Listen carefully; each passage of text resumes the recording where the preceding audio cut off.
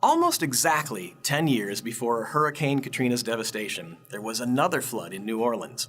In May of 1995, almost 20 inches of rain fell in one night and overwhelmed the pumping and drainage systems in the city. When my wife and I looked out from our second-floor apartment the next morning, we were shocked to see water everywhere. It was like a scene from Venice. There were even people canoeing down our street. We lost our 2 cars, but not much else. Others were less fortunate. We were lucky to be in a second-floor apartment with enough food and water to see us through for a few days. But what if we hadn't been so lucky? In a disaster, you might have to shelter in place for a few days, or you might have to leave without much warning and stay away for a while. It might be 72 hours or longer before you are able to obtain more food, water, and necessities.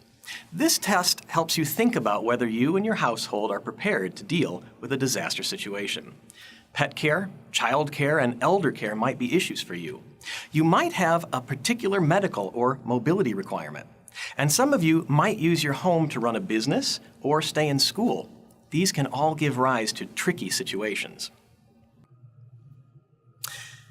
Before we begin, let's cover a couple of assumptions to help make the test easier for you to take.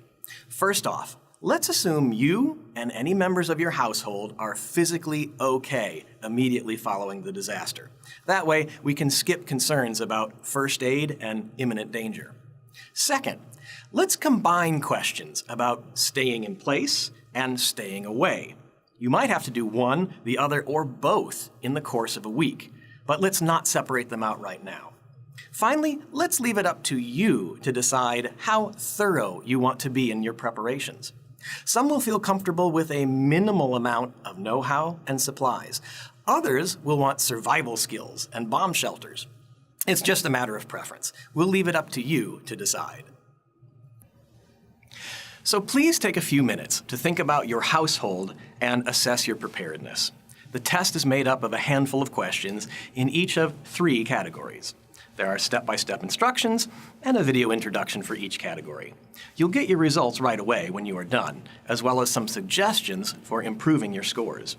Hopefully, this experience will help raise your awareness and help you to get ready for a disaster, even if you never experience one personally. When you're done, consider talking it over with your friends and family, and be sure to use the results to improve any shortcomings you may have identified. Thank you.